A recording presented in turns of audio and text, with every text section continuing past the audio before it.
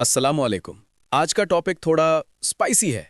अगर आपके पास कोई स्टडी बडी है जिसका नाम आपने फ़ोन में पिज़्ज़ा हट सेव किया हुआ है, तो ये वीडियो आपके लिए है। और ब्रदर्स, अगर आप सोच रहे हैं मैं तो सेफ हूँ, मेरी तो कोई बात ही नहीं करता, तो आप भी रुकें, क्योंकि prevention is better than cure. आज हम बात करेंगे उस ग्रे एरिया की जो हमने खुद बनाई है। हमने सुना है जिना, अडल्ट्री हराम है, क्लियर है। लेकिन क्या टॉकिंग स्टेज हराम है? क्या just checking up on you हराम है? आज हम लव को कैंसिल नहीं करेंगे, हम डिसेप्शन, धोखा को समझेंगे। इज दिस स्ट्रिक्टनेस और is this Allah's way of saving your heart from getting shattered?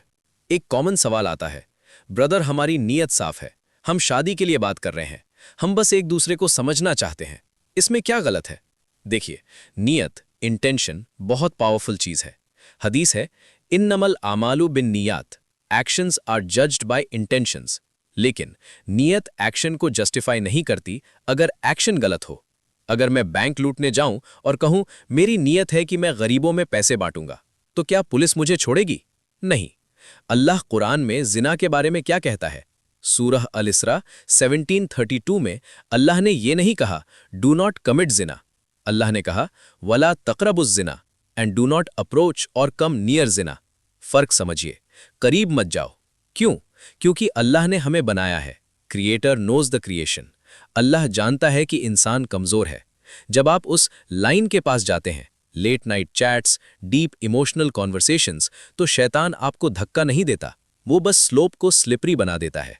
Profit Muhammad peace be upon him ने फरमाया, जब कोई मर्द और औरत अकेले होते हैं जहां कोई और ना हो, तो तीसरा वहां शैतान होता है। ये तीसरा वहां इसलिए नहीं है कि वो आपको डराए, वो वहां इसलिए है ताकि वो आपके दिलों में वो बातें डालें जो अब अच्छी लग रही हैं लेकिन बाद में रिग्रेट बन जाएंगी।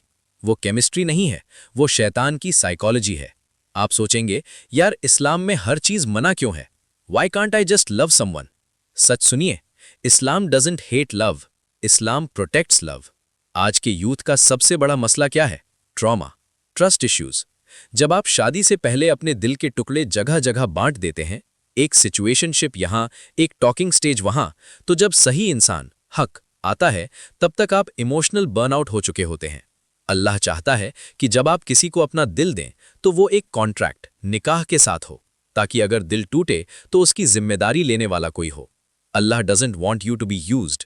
हिजाब सिर्फ कपड़ों का नहीं होता, इमोशंस का भी होता है। अब सवाल, लेकिन ब्रदर मुझे तो फीलिंग्स आ गई हैं, अब मैं क्या करूं? Do I block them? Feelings आना गुनाह नहीं है।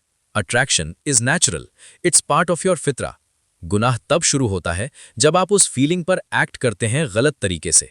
अगर वाकई किसी से मोहब्बत है, ट्रू लव, तो उसकी इज्जत करो।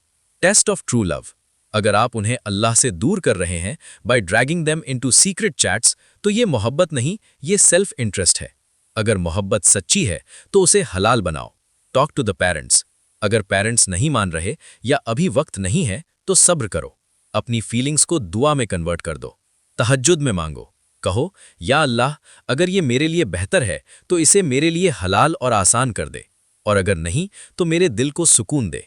बिलीव मी, जो चीज़ अल्लाह के लिए छोड़ी जाती है, अल्लाह उससे बेहतर चीज़ से रिप्लेस करता है। ये वादा है। तो मेरे दोस्तों, वो गुड मॉर्निंग और गुड नाइट वाले टेक्स्ट्स, शायद आज उन्हें रोकने का वक्त आ गया है। Not because you hate them, but because you respect Allah more. अपने दिल की हिफाजत करें। ये दिल अल्लाह का घर है, इसे पब्लिक वेटिंग रूम मत बनाएं।